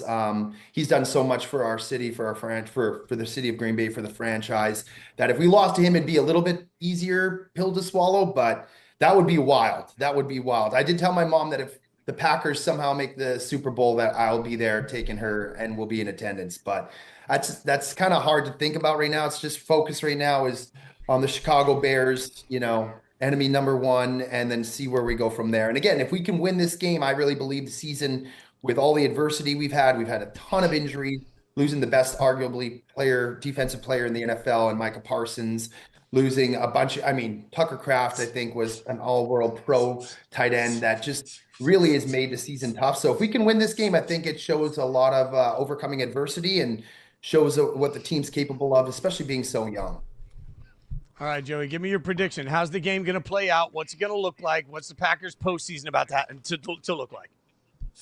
I'm optimistic this time around. I do think the Bears were the team that I wanted to play. I didn't want to play the Eagles. We've had terrible past record against them. So the Bears were the team I wanted. I wanted revenge after that horrible loss that we faced at Soldier Field not too long ago. I do think the Packers are going to come out on top. I think our red zone offense needs to be really, really focused on. I think we've done a really good job getting deep into enemy territory and then not so good trying to convert. So I think it's not going to be a crazy high scoring game, but I think we win something like 21-17 or 20-17. I think it's going to come down to the wire, maybe a last second field goal, and I think we come out on top. All right, Joey, here's the deal. If the Packers go to the Super Bowl, we're going to be hanging out there. You got to come hang out with us. You got to come hang out in person, and then maybe you can finally give me a golf lesson, because I'm terrible at this I should never touch a golf club. So, you got to come hang out with us. Well, two things. I would love nothing more, because that would mean the Packers in the Super Bowl, so I would be thrilled to do that. Secondly, you don't want a golf lesson from me, because it'll just be detrimental to your game and make you even worse than you are. I'm not the guy to be asking tips for, but we'll have a couple of drinks. We'll have a lot of fun. I can assure you that much. My friends Shit at for this a good point have told time. me all I'm allowed to do is drive the cart. That's it. I'm only allowed to drive the cart. I get it. I understand. Joey, we appreciate you hanging out with us. Congrats on all the success, man. Fun to watch where you guys have headed with this, and fun to watch all your content, man. Thanks for joining us today. Yeah, thank you so much for having me. Go Pack, go, and let's see what happens Saturday. Should be a barn burner. Now I'm go. rooting for the Packers to go to the Super Bowl just so we can hang out in person. Thanks, Joey. Appreciate you. Great right, stuff thank from you. Joey. Follow him on social media at joey.coldcuts. You can get him on Instagram there. Check him out. Great stuff from Joey. We got breaking news that we're going to get to coming up next on Yahoo Sports Daily. We get to breaking news. A coach in the NFL has just been fired. That's right. We'll tell you about it next on Yahoo Sports Daily.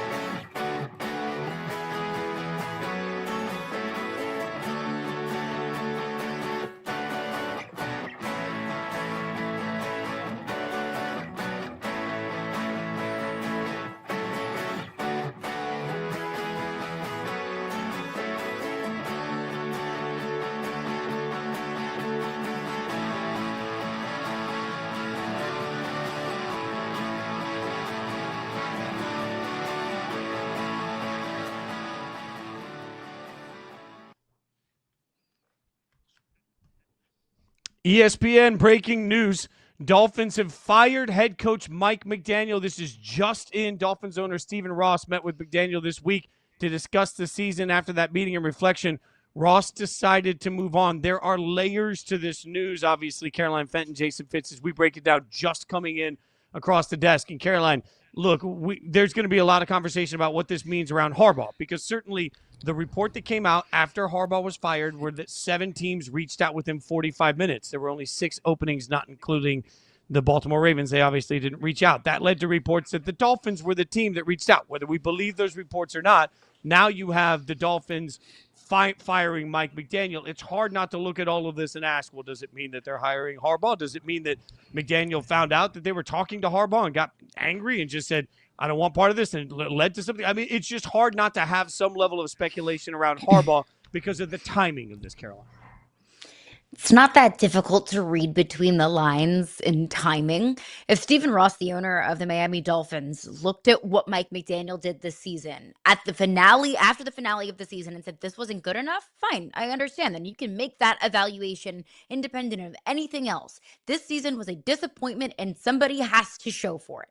But that's not what happened. That actually, in fact, Stephen Ross did kind of pledge of allegiance to Mike McDaniel at one point in the season, and said in the middle of the season that there wouldn't be sweeping changes that were made. Now we see Mike McDaniel fired just days after John Harbaugh was fired in Baltimore. I have to think that plays at least a little bit of a part into this. We actually talked about this, Fitzy. I think that was yesterday. Who knows? Time flies. We said that there may be some owners and general managers that consider changes that they maybe weren't previously considering because John Harbaugh was on the market. John Harbaugh, a guy that I think is widely viewed as one of the best coaches in the National Football League. When a guy like that becomes available, doesn't happen very often. things start to change. You start to consider things that you previously didn't. So I wouldn't be surprised if John Harbaugh does have something to do with this. Does that inevitably mean that John Harbaugh is going to be in Miami next year? No, not necessarily. That's not a foregone conclusion. Because if we look at the Miami job, I don't think it's the best one. You have a question mark at the quarterback position. You have a big salary cap issue with Tua Tagovailoa and how much money he is owed next season. You also play in a division with Josh Allen and the Buffalo Bills and Drake May and the New England Patriots. That's an uphill climb to find yourself in the postseason. So I don't view this Dolphins job as necessarily the best on the market. And John Harbaugh is, I believe, going to have his pick of the litter. But I can't imagine that John Harbaugh has nothing to do with this firing. Right. And this is one of those things where, again, going back to the tweet that was up a second ago from Shefty saying sources, Dolphins have not contacted Harbaugh or made inquiries into other coaches. This was an independent decision apart from general manager. You buy that? No. I mean, look, that's what they got to say at this point, because Harbaugh, according to multiple reports, has made it clear he's not interviewing anywhere. But to your point, look, I have no problem moving on with Mike McDaniel if that's what you're going to do. I don't think that's going to fix anything for Miami. They have the fourth least amount of salary cap space right now. They're $34 million over the cap. Now, this is where Dolphins fans will come in and say, it doesn't really matter because we can make some cuts. You're right. Tyreek Hill, for example, not going to play under this contract. There's no way.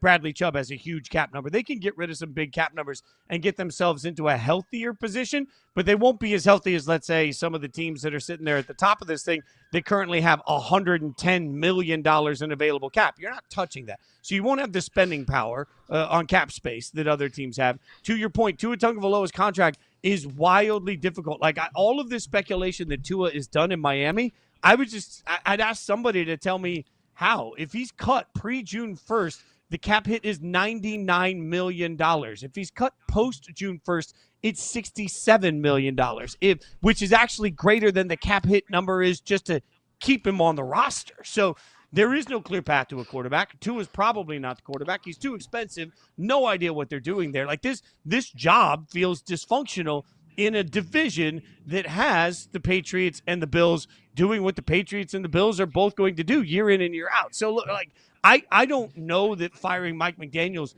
a mistake.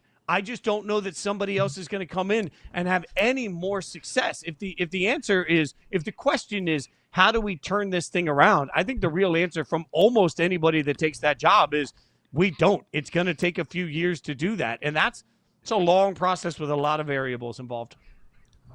Yeah, to your point, I don't think that this is a mistake. In fact, at one point in the season, I was advocating for this. I said several times, and I stand by it, the Dolphins should have ripped this thing down to the studs and totally and completely cleaned house, because that team was a mess. They got off to a 1-6 start. I actually just read a quick article whenever this news broke, and one of the lines was, the Miami Dolphins invented new ways to lose. That's kind of what it felt like at times.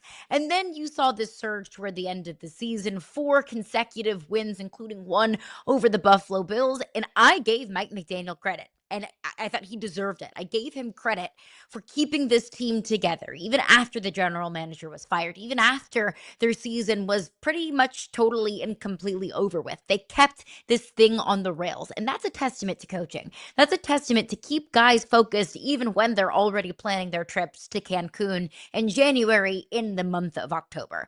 I gave Mike McDaniel a whole lot of credit for that. But overall, if you look at the entirety of the season, independent of John Harbaugh, independent of who might be out there, of who you could hire for next season, this Miami Dolphins season was a disappointment. This Miami Dolphins team has been a disappointment over the last couple of years. No longer can we hold on to that 50-point game against the Denver Broncos several years ago. You don't have enough to show from this team or from Mike McDaniel the last couple of years. I don't disagree with the decision to move on from him. The timing just feels a little fishy. I also think that as much as right now, so many fan bases are clamor. They're going to say, oh, man, Mike McDaniel, offensive genius. We want Mike McDaniel. Okay, I guess my question is, do you have better pieces for him to play chess with than he had in Miami? If you don't like Tua, that's fine. But understand that Tua was given his contract extension with Mike McDaniel at the helm. It was Mike McDaniel that turned around and said, yeah, this is my guy. I can win with him. So I'm not going to buy any excuses that the quarterback hampered him because he was in the room to evaluate him every day. On top of that, Tyreek Hill, again, probably not going to be a Dolphin next year, fine. But you had Tyreek Hill, you had Jalen Waddle, you had Devon Achane. You look at some of the offensive weapons that he was playing with, this team should have been dominant year in and year out. So if you're turning around saying, oh, my God, Mike McDaniel is my head coach next year, he's going to be able to fix my offense. My question is, do you have better weapons than the Dolphins have had over the course of the last several years? And if the answer is no, why will the result be any different? Mike McDaniel might be better suited to be an offensive coordinator somewhere right now. I mean, maybe that's the answer here. I think the hardest part with some of these tenures is turning around and asking the question, what went wrong? And when you can't necessarily find the one thing, like what was the one thing that Miami just couldn't get a hold of that Mike McDaniel didn't do the right way? There isn't necessarily one answer to that. But the fact is, they have underperformed since he got there relative to the pieces that I think he was given to play with and relative to the expectations he was supposed to have when he got into the league as a head coach. Yeah, and I don't think that Mike McDaniel was the sole reason why the Dolphins were 7-10, missed out on the playoffs, and overall were a disappointment. Of course not. Whenever you have a disappointing season, it's never just one person's fault. But it's not like Mike McDaniel is blameless. Of course, he's the head coach. He's going to get a significant portion of the blame pie.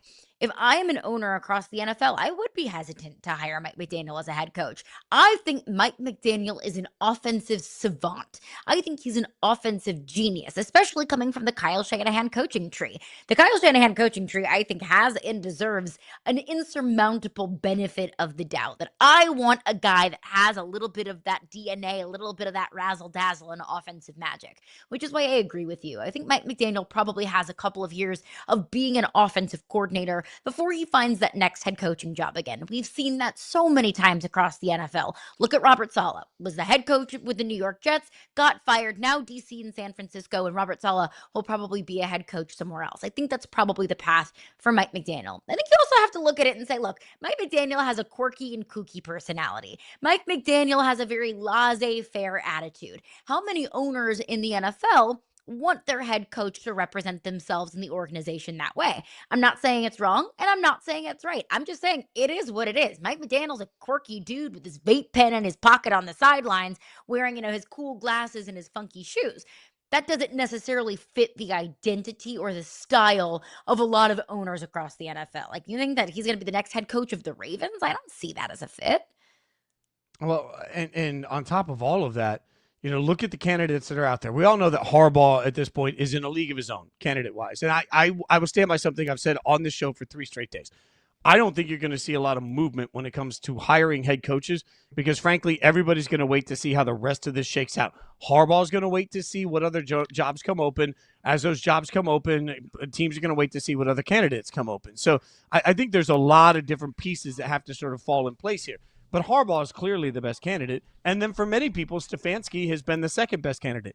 At least I can look at Stefanski in Cleveland, and I can look at it and say, okay, like, given the hand that you were playing with, I don't think a lot of coaches would have had more success. My question is, given the hand that Mike McDaniel was playing with, do I believe most coaches could have had similar or better success?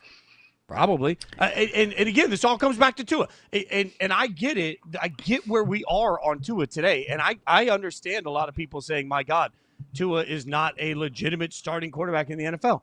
I agree with that. But the reason that the Dolphins are stuck where they are stuck right now is because organizationally they decided to give Tua a massive contract, right? And that massive contract was done with the GM that's no longer in the building and Mike McDaniel. And so either Mike McDaniel didn't have the power to stop that move, which is concerning if he's the offensive guru, or he didn't have the foresight to see that it was going to turn out the way it was, which is concerning because he's an offensive guru. I know the Rams are the one team that signed a quarterback to a bunch of money and then found their way out of it when they got rid of Goff, right? Like, I understand that happens sometimes, but man, it's hard for me to look at all of this and even put Mike McDaniel as a top 3 candidate right now. So I struggle. This feels like it might be the right move, but I feel like everybody's worse for where they are right now. You get hired and fired in this league for what you decide to do at the quarterback position. We've seen it, a million times over. And that's exactly what has happened for Mike McDaniel. And if we want to look at what comes next for him, I'm going to just go ahead and project that he will be an offensive coordinator rather than a head coach somewhere. And maybe he is a head coach somewhere. Maybe there's enough that any owner across the league has seen that they want to at least interview Mike McDaniel and he can find himself a head coaching job. I think one place that would potentially make sense is the Giants. I would love to see what he could do with all of those weapons with Malik Neighbors and Cam Scadaboo and how he works with Jackson Dart. I also think the opening in Washington is incredibly intriguing. I mean, Mike McDaniel was on Dan Quinn's staff in 2015 in Atlanta. They've worked together before. Cliff Kingsbury was relieved of his duties in Washington, which again, I will go back to and stand by. I think that's a horrific mistake. But the way that you recover from it is bringing in yet another offensive genius. And Mike McDaniel joining that commander staff with Dan Quinn, reuniting with that head coach that he worked under about a decade ago, and working with Jaden Daniels. I would love that. Sign me up for that. So I'm going to predict that Mike McDaniel is either the next OC with New York or potentially the Commanders.